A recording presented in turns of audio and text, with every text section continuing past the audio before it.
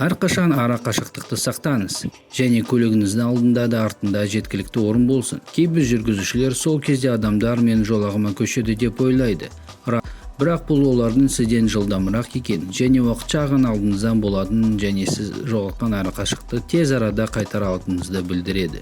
Тоқтаған кезде алдыңыздағы көліктің артқы дөңгелектері көрінетіндей етіп жеткілікті орын қалдырыңыз. Басқа жүргізушілердің қателерден өзіңізді сақтаңыз. Жаңбырлы және күзгі ауа райда сулақтылар мен жатқан жапырақтардан сақ болыңыз. Өйткені олар жолмен байланыс сапасын айтарлықтай төмендетеді. Жолда әсіресе жаңбыр басталғаннан кейін алғашқы кезде аса сақ болыңыз. Жолдағы шаң, құм және отын май қалдықтары ылғалданған кезде көрінбейтін және өте тайғақ қабатқа айналады. Сондықтан жаңбыр басталғаннан кейінгі алғашқы кезде жолақтарды ауыстыру, жылдамдықты азайту, тоқтау деген маневрлерді өте мұқият орындаңыз.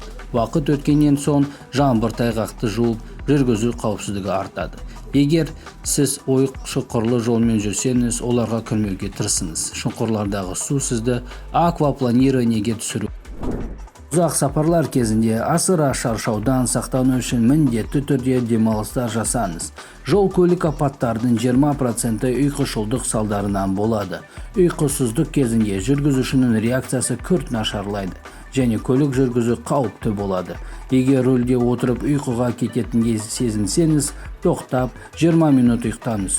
Ұйқыны жеңе алатыныңызға алданбаңыз.